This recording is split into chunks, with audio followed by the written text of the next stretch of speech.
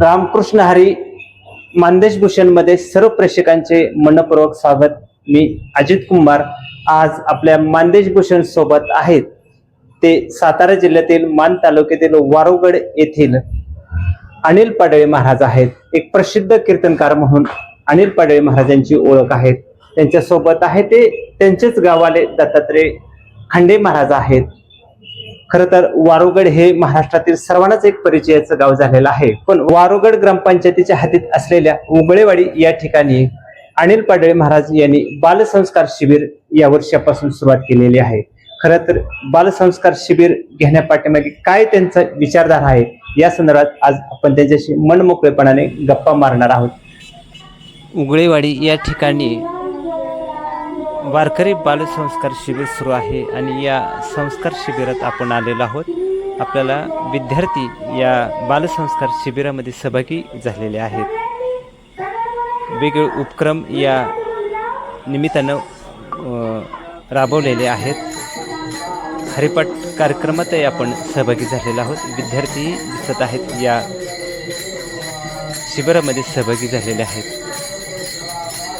अनिल पाडळे महाराजांनी सांगितलं की पहिलेच वर्ष आहे आणि या पहिल्या वर्षाला चांगला प्रतिसाद मिळालेला आहे। आपण थेट हरिपाठामध्ये आलेलो आहोत। विद्यार्थी हरिपाठामध्ये दंग झालेले आहेत। मान तालुक्यातील पहिलेच वारकरी बालसंस्कार शिबिर आहे आणि या वारकरी बालसंस्कार शिबिरातील विद्यार्थी सहभागी झालेले आहेत। खरं तर उन्हाळ्यामध्ये जो सुट्टीचा उपयोग या विद्यार्थ्यांनी बालसंस्कार शिबिरात सहभाग घेऊन रामकृष्ण हरी महाराज। रामकृष्ण हरी। तुमच्यासाठी पहिलाच प्रश्न आहे की बालसंस्कार शिबिर आज तुम्ही सुरू केलेलं आहे आणि पहिलंच वर्ष आहे तुमचं, काय विचार आहे मनात की हे बालसंस्कार शिबिर सुरू करावे म्हणून? बालसंस्कार शिबिर सुरू करण्याचा हेतू एकच आहे की आपल्या महाराष्ट्रामध्ये आपल्या भागामध्ये जास्तीत जास्त मुलांनी मंदिरामध्ये जावं, देवाचं महत्त्व कळावं, त्यांनी संस्कारित व्हावं, म्हणजे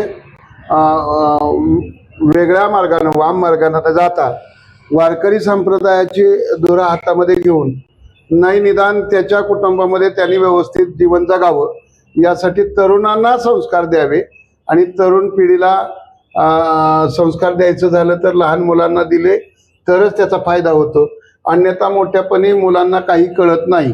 आज आपल्या महाराष्ट्रामध्ये म्हणा अख्ख्या जगामध्ये म्हणा अशा अराजकता माजत चालली की कोण कोणाचं ऐकायला तयार नाही। किमान मुलांनी आई वडिलांचं ऐकावं, मोठ्यांचं ऐकावं, मोठ्यांचा आदर करावा, या गोष्टी त्यांना या बालसंस्कार शिबिरातनं शिकायला मिळतात। आणि वारकरी संप्रदायामध्ये एक आहे की त्यांनी कुठंतरी चांगल्या पद्धतीनं जीवन जगावं, भजन कीर्तनाचा त्यांना काहीतरी अनुभव यावा यासाठी हा उपक्रम राबवला। बरं, आता तुमच्या बालसंस्कार शिबिरामध्ये कुठल्या वयोगटातली मुलं आहेत? म्हणजे आता सर्वसाधारण वयोगटाचा विचार केला तर 5 वर्षाच्या वरची आणि 10-12 वर्षाच्या आतील मुलं, म्हणजे त्यांचा अगदी कॅप्चर बुद्धी आहे, कॅप्चर कॅपॅसिटी बुद्धी। आम्ही आता 3-4 दिवसात पाहिलं त्यांच्याकडं तर इतकी हुशार मुलं आहेत का नाही की त्यांनी 3 दिवसामध्ये अनेक प्रकारच्या शिक्षणामध्ये भाग घेतल्यानंतर त्यांनी तो अभ्यासही पूर्ण करायचा प्रयत्न केला। बरं, बालसंस्कार शिबिरामध्ये तुम्ही काय काय शिकवताय विद्यार्थ्यांना, म्हणजे मुलं जे आहेत तुमच्या? हा महत्वाचा प्रश्न आहे। या बालसंस्कार शिबिरामध्ये आम्ही सुरुवातीला व्यायामाचं महत्त्व, म्हणजे शारीरिक तंदुरुस्त राहण्यासाठी व्यायाम गरजेचा आहे आणि तो व्यायाम शिकवण्याचा प्रयत्न केला आहे। त्यानंतर त्यांना त्यांच्या बुद्धिमत्तेमध्ये थोडीशी वाढ व्हावी त्यासाठी त्यांना आध्यात्मिक ज्ञान, त्याचबरोबर गीतेचं वाचन, त्याचबरोबर भक्तिविजय ग्रंथाचं वाचन, त्याचबरोबर त्यांना टाळ कसा वाजवावा, भजन कसं म्हणावं आणि पावल्या कशा खेळाव्यात, या सगळ्यांचं नॉलेज या वारकरी संप्रदायाच्या किंवा या संस्कार मेळाव्याच्या माध्यमातून आम्ही देण्याचा प्रयत्न केला। बरं महाराज, अजून एक सांगा, हे पहिलेच वर्ष आहे, कसा तुम्हाला प्रतिसाद मिळालेला आहे? हाही अतिशय महत्वाचा प्रश्न आहे। मुळात शंका होती की बाबा आपल्याला कसं काय, आपण तर उडी मारतोय, हे उभं करायचंय, प्रतिसाद मिळेल का, मुलं येतील का, लोकांचा सहभाग मिळेल का, अशा पद्धतीच्या काही प्रश्नावली होती. पण लोकांनीही अन्नदानापासून अगदी गाव जेवणापासून तयारी केली. त्याचबरोबर विद्यार्थीही खूप आले, अपेक्षेपेक्षा जास्त विद्यार्थी, जवळ 25-30 विद्यार्थी आज त्या शिबिरामध्ये सहभागी आहेत. आणि सगळ्यांचा, लहानापासून थोरापर्यंतचा सर्वांचा आशीर्वाद मिळाला, सर्वांनी सहभाग घेतला. बर, आता आपल्या वारुगड ग्रामपंचायतीच्या हद्दीतील उगळेवाडी आहे. हो. आता ही सर्व मुलं आहेत ते उगळेवाडीचे आहेत का आसपास परिसरातील ते? कारण पहिलेच वर्ष आहे तुमचं. हाही महत्वाचा प्रश्न आहे. ही पंचक्रोशीतली मुलं आहेत, आमच्या गावची तर आहेतच आहेत, पण आपल्या या मलवडी पंचक्रोशीतली मुलं आहेत. आंधळीची 2-3 मुलं आहेत, मलवडीतला एक मुलगा आहे, नवलेवाडीतली 2-3 मुलं आहेत, त्याचबरोबर कासारवाडीची 2 मुलं आहेत आणि अनेक प्रकारची अशी मुलं आलेली आहेत. सिंधीतला एक मुलगा आहे पकवाजा, तो देहूमध्ये वारकरी शिक्षण संस्थेत शिकत आहे, पण तो खूप असा टायलेंट्स म्हणजे हुशार झालेला आहे. तोही मुलगा आमच्या शिबिरामध्ये येऊन सहभागी झालेला आहे. बरं, आता एक सांगा, ही जी मुलं आहेत 20, 25, 30 काय असतील, त्या मुलांना तुम्ही काही सुविधा म्हणजे तिथं सोय कशी केलेली आहे?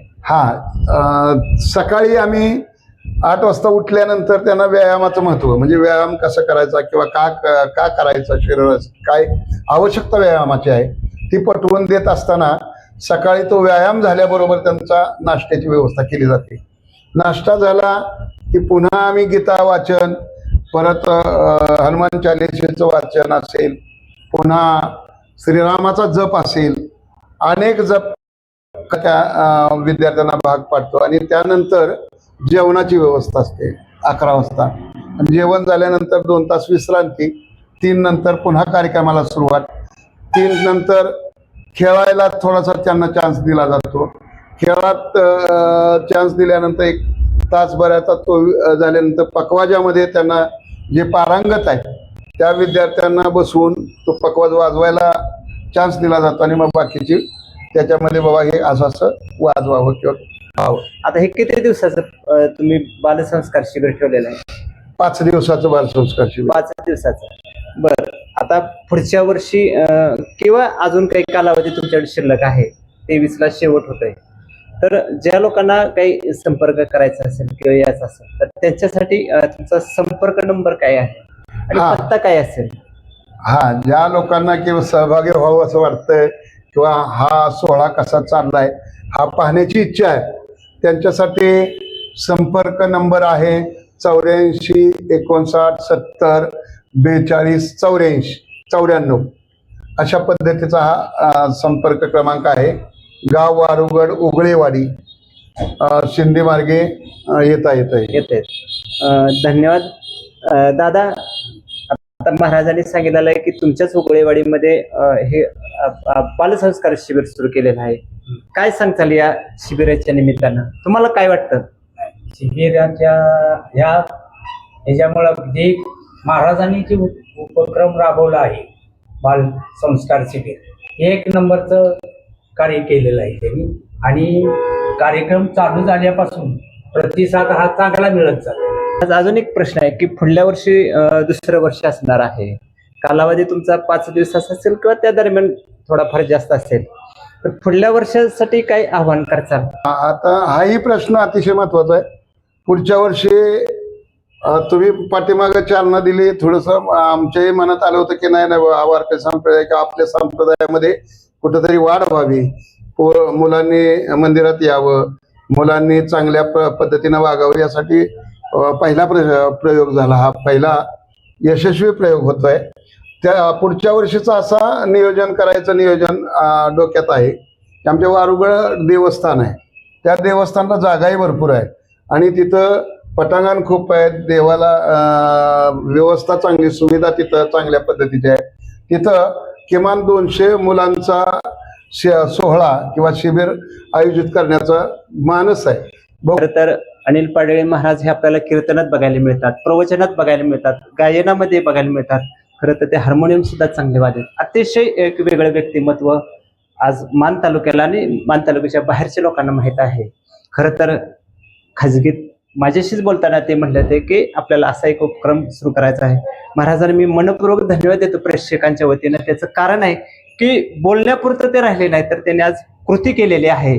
खरं तर दोघांचा सुसंवाद झाल्यानंतर त्यांनी प्रत्यक्ष कृती केलेली आहे आणि कृतीचं रूपांतर आज बालसंस्कार शिबिराचे पहिलं वर्ष आहे आणि दुसऱ्या वर्षात काय करणार आहे हेही त्यांनी सांगितलेलं आहे. महाराजांना मंदेश भूषण परिवारातर्फे मनपूर्वक धन्यवाद आहेत.